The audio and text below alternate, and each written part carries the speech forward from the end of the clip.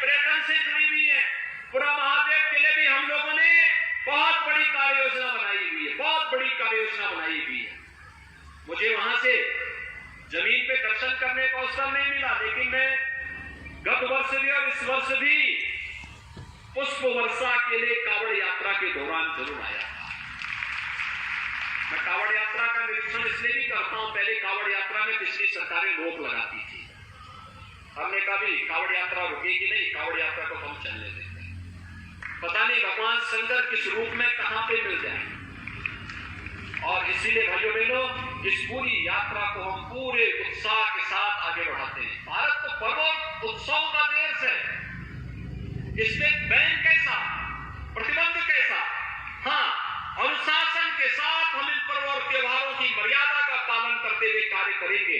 और उसी परंपरा का निर्वहन करने के लिए आज मैं बड़ौद में आया हूं। भाइयों बहनों, बागपत के आप सभी नागरिकों का मैं आह्वान करूंगा, हम सब सुरक्षा और समृद्धि के एक नए युग में प्रवेश कर चुके हैं और इसमें हमें मजबूती के साथ डबल इंजन की सरकार के कार्यक्रमों के साथ जुड़ करके आगे बढ़ना होगा। अगर हम सब इन कार्यक्रमों के साथ आगे बढ़ जाते हैं तो इसका परिणाम हम सबको प्राप्त होगा। आज के इस अवसर पर भाइयों बहनों आगे बढ़ाया है। मैं खासतौर पर अपने जिलाध्यक्ष श्री देवपाल उपाध्याय जी को और उनकी पूरी टीम को, अपने माननीय सांसद जी को, माननीय मंत्री हैं केपी मलिक जी, विधायक हैं योगेश धामा जी, इन सभी को हृदय से धन्यवाद देता हूं कि इन्होंने बड़ौद में एक इस बड़े कार्यक्रम के साथ आप सबके साथ संवाद बनाने का मुझे अवसर दिया है। मैं पूरे बागपत जनपद वासियों को इन 350 करोड़ रुपए की परियोजनाओं के लिए हृदय से बधाई देता हूं, अपनी शुभकामनाएं देता हूं और विश्वास व्यक्त करता हूं कि बहुत शीघ्र बड़ी योजनाओं के लिए हम लोग बागपत में फिर से आएंगे। इस विश्वास के साथ आप सबके प्रति मैं अपनी शुभकामनाएं देता हूं। धन्यवाद। जय हिंद।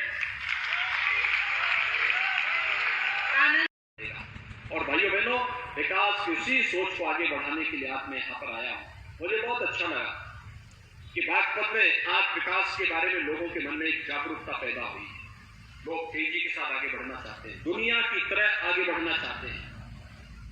अब हम केवल अपने गांव, अपने घर तक सीमित नहीं रहेंगे, बल्कि दुनिया को लाके यहां बताएंगे खेती बाड़ी सीखनी है तो आइए बागपत में आइए, यहाँ का गन्ना जाकर के देखिए, थोड़ा दुनिया देखेगी यहाँ के किसानों के चमत्कार को।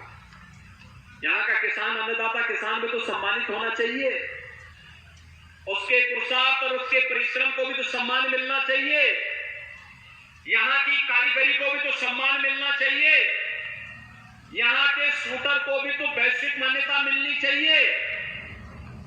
यहाँ के अन्य खेलों की विभिन्न प्रतिस्पर्धाओं में आगे आने वाले युवाओं के लिए भी आपने देखा होगा एशियन गेम्स में जिस बेटी ने गोल्ड मेडल जीता है, उसने वहां घोषणा की थी कि मैं इसलिए दौड़ी हूं, गोल्ड मेडल इसलिए लाई हूं, उत्तर प्रदेश में मैं डिप्टी एसपी बन जाऊंगी।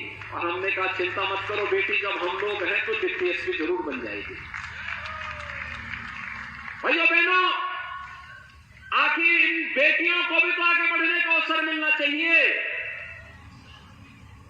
और उत्तर प्रदेश में हम लोगों ने पिछले एक वर्ष में 500 खिलाड़ियों को उत्तर प्रदेश पुलिस में नौकरी दी है। 500 खिलाड़ियों को इन्होंने अलग अलग प्रतियोगिताओं में मेडल जीते थे और आज प्रदेश सरकार तेजी के साथ उन्हें आगे बढ़ाने का कार्य कर रही है। और इसीलिए आज यहां पर खेल कूद की गतिविधियों को आगे बढ़ाने के लिए विश्वविद्यालय बन जाएगा तो यहां पर खेल कूद के लिए तमाम सुविधाएं अपने आप बढ़ जाएंगी।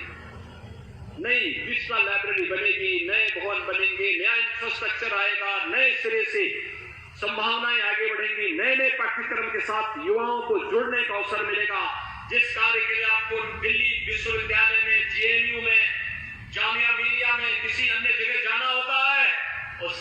सबको आपका यह जनता वैदिक कॉलेज ही विश्वविद्यालय के रूप में बनकर के सारी सुविधाओं को उपलब्ध कराता हुआ दिखाई दे देगा और उसी के लिए प्रस्ताव हमारे पास आने में देर होगी, बाकी कार्य हम आगे तेजी के साथ आगे बढ़ाने का कार्य करेंगे। भाइयों बहनों, आज जो ये विकास की विभिन्न प्रकार